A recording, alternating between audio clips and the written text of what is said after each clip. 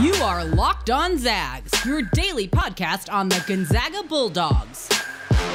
Part of the Locked On Podcast Network. Your team every day.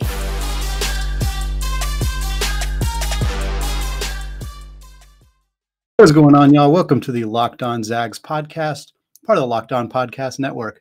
I am your host and longtime Gonzaga podcaster, Andy Patton, moving over from Zags Score and taking over here at Locked On. This episode of Locked On Zags is brought to you by McDonald's, proudly serving communities since 1965. McDonald's has always been more than just a place to get tasty, affordable food. It's an unofficial community center. A big thank you to our friends at McDonald's for always being there. I'm loving it. I also want to thank you all for making this podcast your first listen of the day, and now, for some of you at least, your first watch of the day. That's right, folks. The YouTube channel is officially live. Welcome to those of you who are viewing this instead of just listening to it, or those of you who are doing both. Very much appreciated. You guys can all see the well-manicured beard, the shaved head. From here on out, we're keeping it clean. We're going to try to look as best we can because we're now going to be on video instead of just through your ears. Please search Locked On Zags on YouTube and subscribe to this show. We're really hoping to get over 100 subscribers before the first game against Texas, or the big game, against Texas. So please search it out that way. I'll post links on social media as well. You can find me at Zags Score. You can, of course, find the podcast at Locked On Zags. All right, today is a great episode to get going on the YouTube channel. It's another full episode of AndyLocks, a recurring episode where I grade your takes. Too hot, too cold, or just right. Of course, the idea comes from Goldilocks. Thank you to listener Christian for suggesting the idea. We have had an overwhelming amount of support for this idea. I thought it might take off. I thought we might be able to do a weekly segment out of it. It has been something that you all have been very, very interested in doing. I get multiple requests every single day. Hey, can you put this in for AndyLocks? I'm getting emails. I'm getting messages on Twitter. It's fantastic. It's honestly so great. I love this community. That's part of the reason I've been doing this podcast for so many years with Zags Score and now here. And one of the things I love about it is the ability to interact with you all. That's why I love Mailbag Monday. But now having the ability to not just answer your questions, but hear your thoughts on the team and grade how I feel about them. It's a really awesome opportunity. I really love it. I hope you guys love it too. We got over 20 takes from you all today, obviously with the start of the season against Dixie State a few days ago, and now heading into this big game against Texas. I'm not surprised a lot of you have some thoughts about this team. So we're just going to get straight into it. This first section is all questions.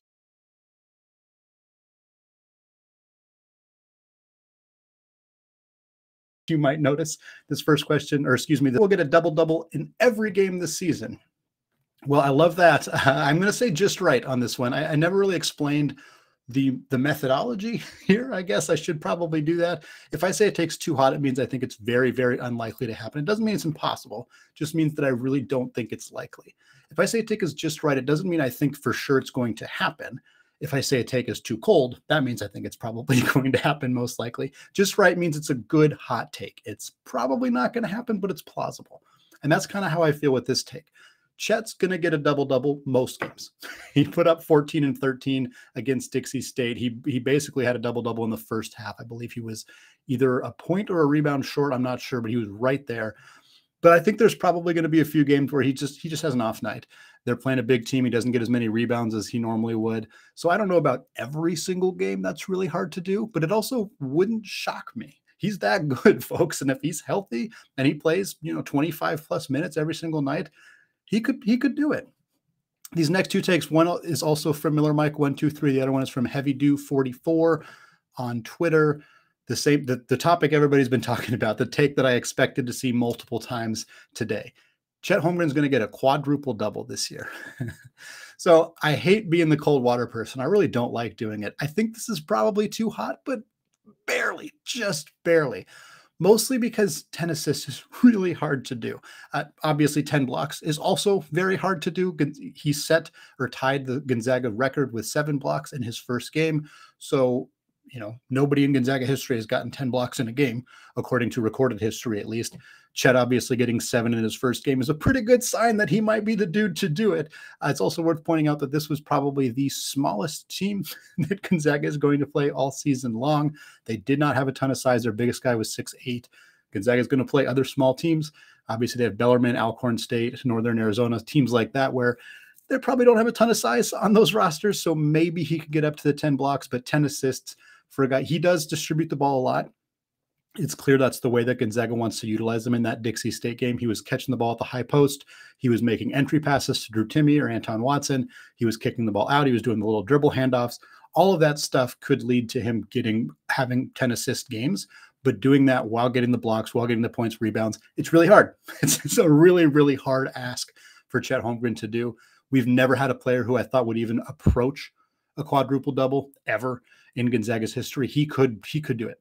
He's going to get really close a couple times this year. Hell, he already got pretty close in his first game of the season. So I think it's definitely possible for Chet Holmgren to do it. I think this is too hot in that sense, but I like it. I think it's a good quality hot take. Next one, sticking with the theme, Chet Holmgren goes for 23 points, 14 boards, and 5 blocks against Texas. This comes from Zag Up Oz on Twitter. That is really hot. And honestly, the hottest part of this take is the 23 points. Chet had 14 points against Dixie State. I don't think we're actually going to see him top 20 a whole bunch this year. He got most of his points in the Dixie State game off offensive rebounds. He wasn't looking for his shot a lot. And that's okay. He was, like I said, he was a facilitator. He was a distributor. He was kind of playing that Tim Duncan role where he got the ball at the top of the key and then things happened off of him.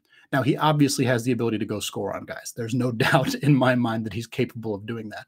But this team against Texas, Chris Beard's squad, they're going to give him more challenges than he's ever faced. And they're going to be one of the toughest teams he faces this entire season. So for him to come out and get 23 in this game would be extraordinary. I don't think 14 boards is out of the question. I don't even think 5 blocks is out of the question, although that's going to be tough against a much bigger, more physical team, more well-coached team who's probably not going to be driving into him kind of willy-nilly like Dixie State did. But I think 14 boards, 5 blocks, plausible. Doing that while scoring 23 points on a team with Julian Strother, Rasir Bolton, Drew Timme, I just don't think it's as likely. So I'll say too hot, but I think it's obviously possible. Very few things are impossible with Chet Holmgren at this point. Next one, spicy hot take, labeled by himself. That's Dan Frisbee Man on Twitter, who says, will Gonzaga average around 8 blocks per game? Yeah, I think that is pretty spicy. It's a little hot. They barely topped 8 against Dixie State. Obviously, Chet had 7 of those. Most teams are going to be bigger than that. Chet's really the team's only shot blocker. Anton Watson is an okay shot blocker. Drew Timme is he's developed significantly as a rim protector, but he's not a great shot blocker. That's not really a part of his game. So I think that's tough. I think Gonzaga will probably average more blocks than they have a lot of other seasons, mostly because of Chet, because of how good of a shot blocker he's capable of being. But I think averaging 8 is a really, really tough ask. Next one comes from Christian via Gmail. He says, last season, the Zags held opponents to 69.7 points per game. This season, how does 65 points per game land with you? Yeah, I think this is a little too hot as well. It's close. Dixie State had more than 65 points. They're not going to be one of the best offenses Gonzaga faces by any stretch of the imagination this year. Although, again, a lot of the WCC teams don't play particularly fast-paced. St. Mary's isn't a particularly fast-paced team. BYU is not fast-paced. San Francisco and some of the other teams play at a bit higher pace, but I think Gonzaga's defense is just good enough to kind of mitigate that. So I think it'll be less than 70. I think it'll be 67-ish range. 65 is tough. I do think it's doable, but that means that they will average holding teams to less points per game than Dixie State scored in the season opener. And I just have a hard time quite wrapping my head around that being a potential option for this team. Next one comes from Drew Timme's Stash on Twitter. He says, this is the best defensive team Gonzaga has ever had.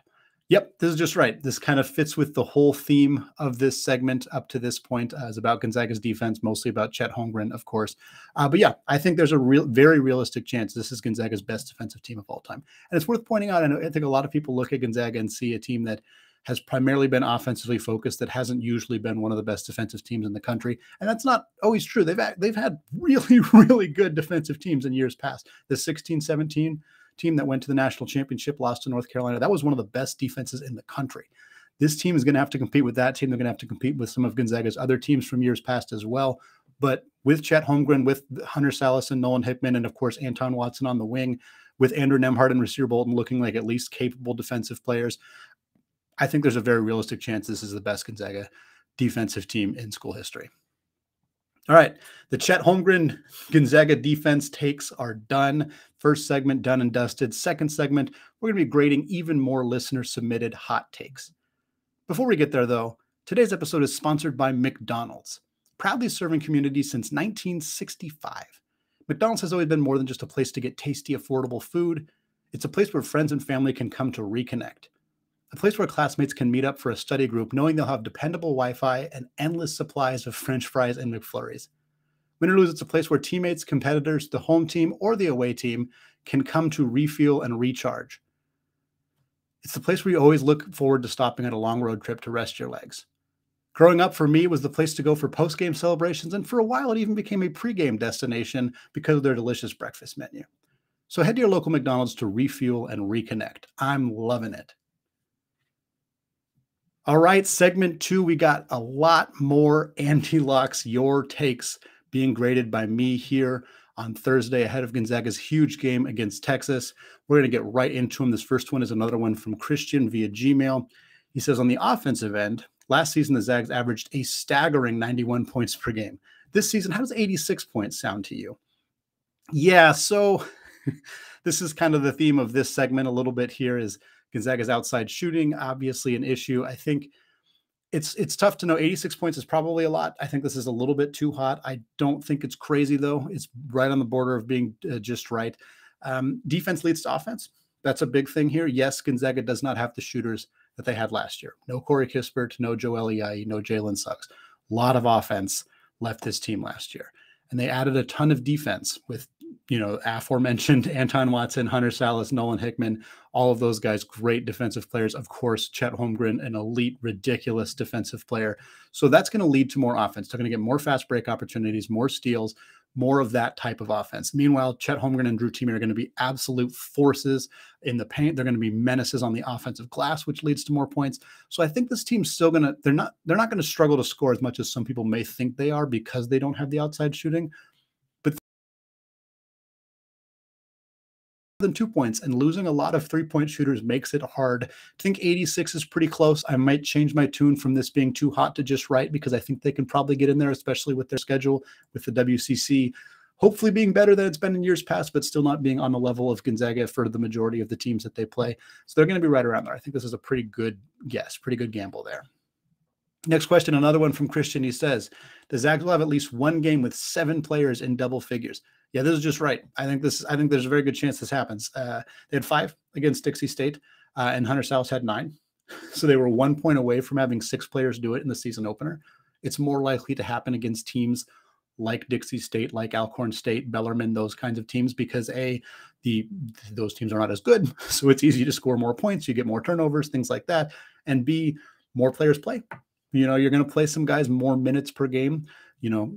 Salas and Hickman probably play a little bit more against teams like that. Even guys like Ben Gregg and Caden Perry might get 6 or 7 minutes in those games as opposed to the 3 or 4 they might get in some of the more competitive games. 7 minutes might be enough for Caden Perry to get 10 points, if we're being honest. If he gets a couple runouts, gets some alley-oop dunks, like he could do it in that kind of game. So I do think the Zags will have at least one game where 7 players score in double figures. I'm not dead set on it. I think it's still a pretty hot take, which is why I have it just right, but I think it's possible. Next one's from Upper905215 on Twitter. He says, the Zags will get a revenge for a loss earlier in the season during the Final Four. So effectively, somebody Gonzaga loses to this year will be who they rematch against in the Final Four. It's obviously a hot take just because everything lining up that way is hard to predict.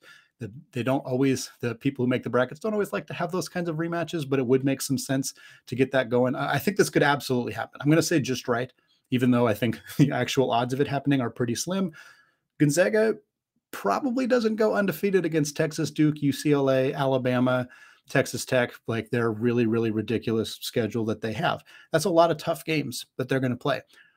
A lot of those teams could be in the Final Four. Like Duke, certainly, UCLA, certainly, Texas, absolutely. Alabama, Texas Tech, maybe not as likely that they're in the Final Four or as likely that Gonzaga loses to either of those teams. But it would not surprise me if things come together in a way where Gonzaga gets a chance to redeem themselves against one of those teams that beat them early in the season. Next one comes from Corey Bishop on Twitter. It says, I just rewatched the Final Four game versus UCLA, and I believe if that arena was full of fans, it would be a top 3 game of all time, regardless of sport or level. Oh, man, I love this take. I love that game more than anything in the world. One of the most fun games I've ever watched in my entire life. I think this is probably too hot. It was not a championship game. It's really hard to be one of the 3 greatest sporting events of all time if you're not talking about a championship game. Yeah, it was awesome. Back and forth throughout the game. Tons of great individual performances. Goes into overtime. Incredible shot by Jalen Suggs. You all don't need me to rehash this game. You watched it. But I don't know if I could say it's top 3. The fans would have helped. Like I get the point that Corey's making here, because if that place was just bumping and rocking the entire time and the crowd just went belligerently crazy after Suggs' shot, it would be even more memorable. But again, not a Super Bowl, not a World Series Game 7, not an NBA Finals Game 7, not even an NCAA championship or a bowl championship game. It's going to be hard to be a top 3 sporting event of all time over those events. But if you're talking about like semifinal games, hell yeah, it might already be. It might already be in that conversation. Next one comes from Christian. If the WCC all-conference team is 10 players, the Zags will have 5 players on that team. This is too cold. This is too cold, my friend. I think that's almost certainly going to be the case. The WCC team is 10 players long. I mean, you think Drew Timme, Chet Holmgren, Andrew Nembhard, Rasir Bolton, Julian Strother. Like, are there 6 other players in the WCC definitively better than that group? No. You have Alex Barcelo, who will almost certainly make it. You have Eli Scott from LMU, who's fantastic. Jamari Bouye from San Francisco, extremely good. Tommy Kusi or Daniel Fotu from St. Mary's. If those schools, St. Mary's does as good as some people expect them to do, they could be in that conversation. There are certainly other players that I'm not thinking of. Yusuf Vrankic had 29 points in the season opener for Santa Clara. Maybe he becomes a part of this conversation. It's hard, obviously, that they don't want to give Gonzaga all of the roster spots for these WCC all teams, because they, is Gonzaga's 6th best player, does he deserve it over, San Diego's best player? Like, it's hard to say. Obviously, Gonzaga's 6th best player is probably better, almost certainly better, but do they, if Joey Calcaterra at San Diego averages 13 points and, 4 assists, and, Gonzaga has Hunter Salas average 9 points and 7 rebounds, like, is that better? Like, I don't know. It's tough. It's a tough decision that they have to make every year. But if the team is 10 players long, I think the Zags are going to have at least 5 of them. Next one, USF or LMU finishes ahead of St. Mary's this season, also from Christian. This was submitted, I think it's important to note, this was submitted before LMU got their bell rung by a school called Chattanooga in their season opener, which probably means this, I'm guessing this may not have been submitted had that game already happened. USF looked fantastic in their season opener. So did St. Mary's. Both those schools look very good. I think USF finishing ahead of St. Mary's is absolutely possible. I say that's just right. LMU, no, it's not going to happen. Everybody wants LMU to be good. I get it. Stan Johnson's a good coach. Eli Scott's a really cool player, a good guy. I want them to be good. It's fun when schools that are not St. Mary's and BYU are good. The only school that I think's got a chance of it this year is USF. Next one comes from Mark via Gmail. He says, BYU will underperform this year and finish below 2nd place in the WCC, despite returning super senior Alex Barcelo. Just right. This was also submitted before the first game of the season, where BYU looked pretty bad for about 37 minutes against Cleveland State. Cleveland State, not a good basketball program, has almost never been a good basketball program. Shout out former Miami Heat World Series or NBA Finals champion Norris Cole, who I weirdly remember went to Cleveland State.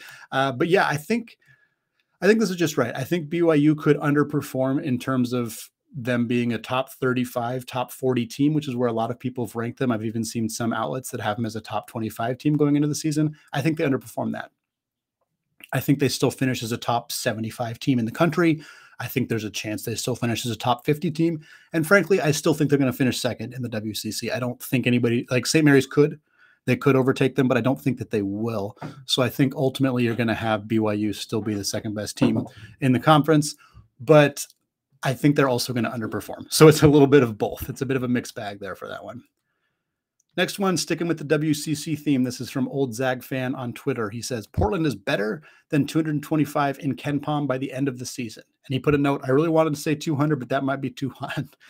Yeah, man, 225 is probably also too hot. And this is from somebody who worked at UP, who wants UP to be successful, who was happy that they made the coaching decisions that they made this offseason. Really hard time to gauge, really hard team to gauge. I mean, they lost every single scholarship player. All of them are gone. So, like, how do you know how a team's going to do? Obviously, ton of gelling to do. They did bring in multiple players from Eastern Washington who have experience with Shante Leggins, obviously the new coach. So that helps. They didn't look too bad against Arizona State. They lost by 16, which is not great, obviously, but they shot really well from the free throw line.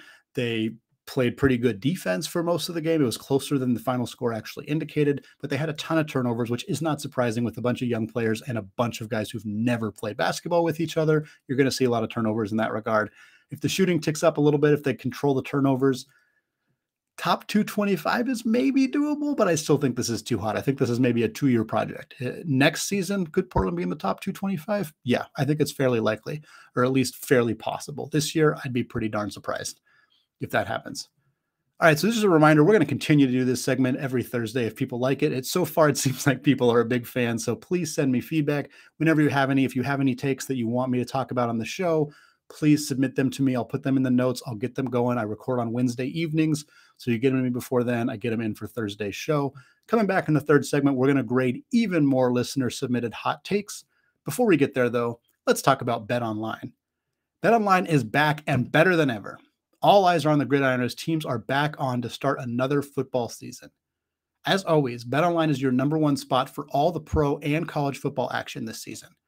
With a newly updated site and interface, even more odds, props, and contests, BetOnline.ag continues to be the number one source for everything football. Head to the website or use your mobile device to sign up today to receive your 100% welcome bonus. That's double your initial deposit just for signing up. Don't forget to use promo code NFL100.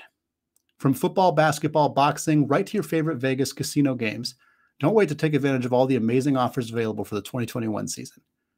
BetOnline is the fastest and easiest way to bet on all of your favorite sports.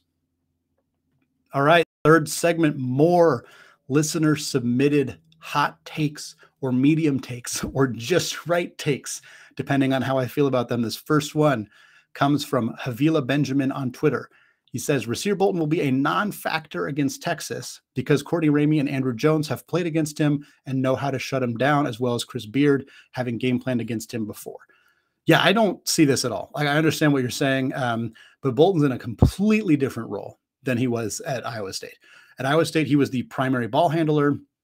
He was asked to be the facilitator. He was also asked to be the team's leading scorer. He was asked to do everything. He was asked to do literally everything on the basketball court. And he had success. Obviously, he was a talented player there, but the team did not because they didn't have enough pieces around him. Now he's a complementary piece on a roster that has a ton of talent around him. Obviously, Drew Timme, Chet Holmgren, Andrew Nembhard, Julian Strother, etc. And he's asked to play more of a two-role, more of a drive to the basket guy. He's not asked to facilitate. He's not asked to run or lead the offense. I don't think that these guys having guarded him in the past is really going to matter all that much. I think it will help a little bit. Like, I'm not saying it's a completely like irrelevant. They have seen him play basketball before, but we saw this, if you recall, I don't remember the team that Gonzaga was playing, but it was a team that had played North Texas a bunch. And then where Ryan Woolridge was suiting up and he was playing against them. And they kind of had this game plan of, we're going to leave Woolridge open. He's not a good three-point shooter. And he hadn't been a good three-point shooter because he was the focal point of opposing team defenses every time they played because he was the best player on that team. And Woolridge torched them, absolutely torched them.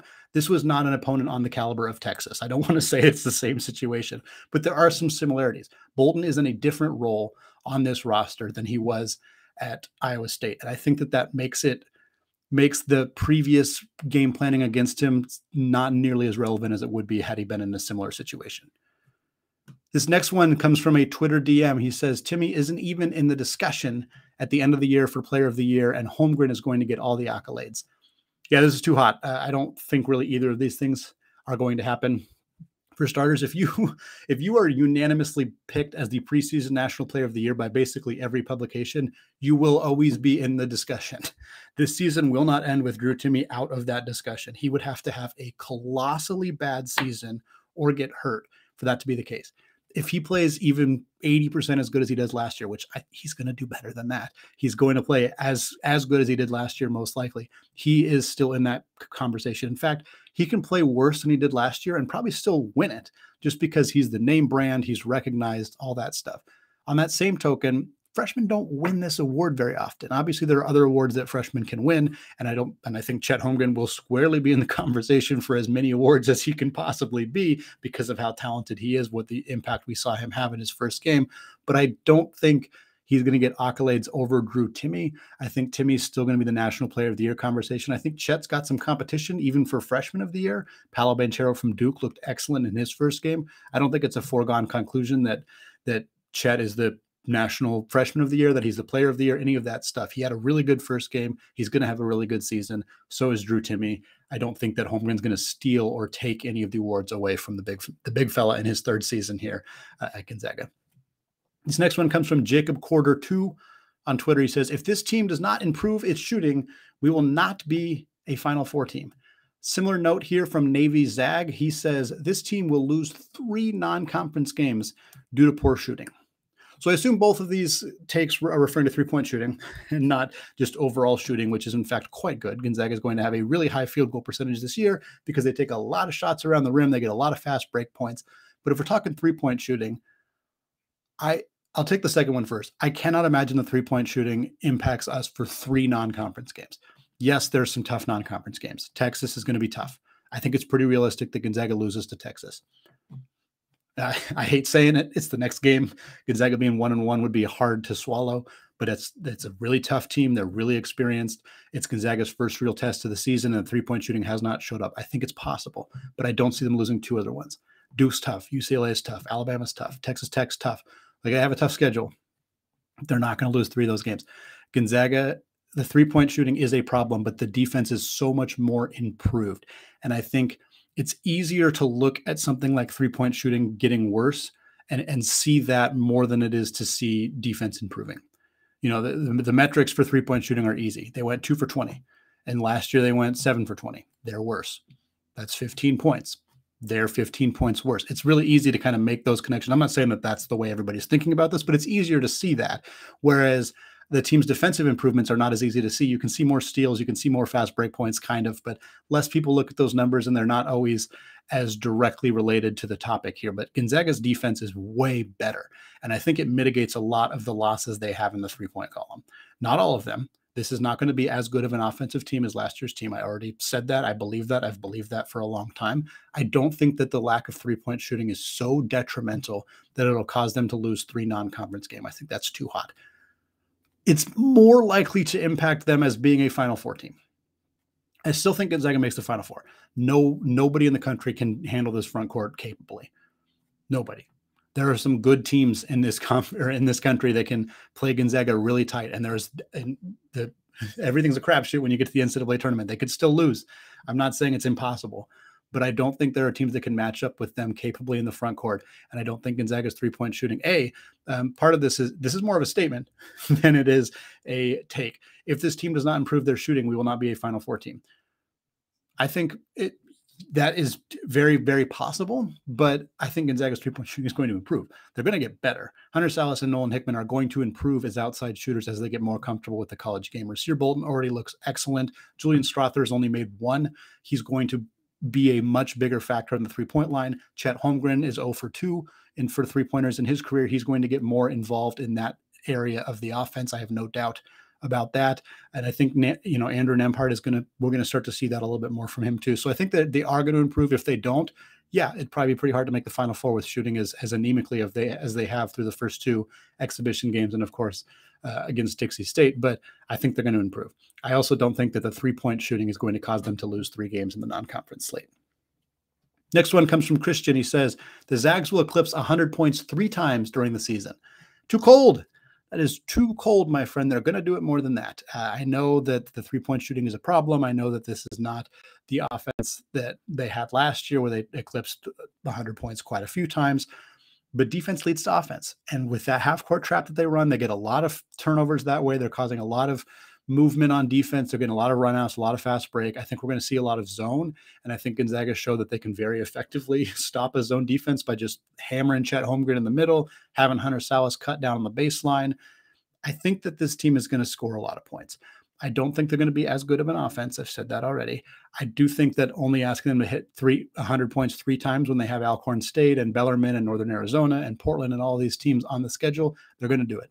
They're going to do it more than 3 times. I believe that. 2 more before we finish on Thursday's show here. This one comes from Thomas via Gmail. He says, Matthew Lang will play more minutes than Martynas Arlauskas this year. I'm going to say just right because I think it's possible, but I don't really see it, to be honest. Scholarship guys almost always are going to come in the game first. You know, Matthew Lang is a walk-on. He's a very well-respected walk-on, a guy that fans love, a guy that players love, all of that stuff. You know, the next in a long line of fantastic walk-ons at Gonzaga with P-Mog and Rem Bakamis and all of those guys, Jack Beach, et cetera, et cetera. But I don't think he's going to play more than Martynas Arlauskas. I don't know if Gonzaga really has Arlauskas in the plans going forward. I don't know if they're expecting him to step into a rotation role.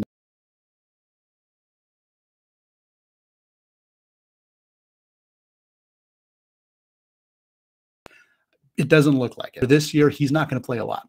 I think he'll come in before Matthew Lang, but I think their overall minutes per game by the end of the season are going to be really close, which is why I say this is just right. This last question comes from Havila Benjamin, his second of the show. He says, Gonzaga loses a game to a team in the WCC that is not BYU or St. Mary's. Nope. like if I'm wrong, I'll eat crow on this happily, but who would it be? USF's the only team that has a shot at beating Gonzaga. And I know there's a lot of people who are around my age who are Gonzaga fans who, you know, get a little sweaty when they think about playing USF, particularly playing USF at War Memorial in San Francisco because they beat Gonzaga like 4 years in a row. They haven't beat Gonzaga in San Francisco in like 7 years, which makes me feel A, old, and B, reminds me that Gonzaga's got a pretty good stranglehold on everybody in this conference outside of BYU and to a lesser extent St. Mary's. St. Mary's has clipped them in some key times in the last few years, but really they have pounded the crap out of every other team in this conference. And while I think the conference is gradually getting better, none of them can hold a candle to Gonzaga. USF's got some good outside shooting. They have some good experience. They're well coached. They got a tiny chance. They don't have enough size. I don't think anybody in the conference can stop Drew Timme or Chet Holmgren. I know the 3-point shooting is a question mark, but this team is so good defensively that you would have to catch absolute fire from beyond the arc, like 70% from 3, and also hope that either Chet or Drew or both of them have a bad game to have a chance of beating them. And I don't think any non-BYU or St. Mary's team is going to beat Gonzaga this year. I'm not sure that there's going to be too many close games. USF's got the best shot, but I would not be betting on it. All right. Thank you so much for indulging the AndyLocks segment. Thank you so much for not only listening, but watching the first time on the podcast on YouTube now. Check it out. Go to YouTube and search Locked On Zags. Please subscribe if you can. We got a great rest of the week coming at you. Friday is going to be a fun guest coming on the show. He's going to preview Saturday's tilt against Texas, somebody who's very familiar with the Longhorns program. Of course, we got Mailback Monday coming up next week as we get into more games right here on the Locked On Zags podcast, which is available wherever you get your podcast and now available on YouTube. Another reminder, podcast links will be available on Twitter at Locked On Zags and on my personal Twitter account, which can be found at ScoreZagsScore. Finally, thank you again for making this show your first listen of the day. Now is a great time to make your second listen of the day, the Locked On NBA podcast. You can get all your daily NBA updates from a variety of while checking in on your favorite Zags playing at the next level. Thank you all for listening and for watching, and go Zags.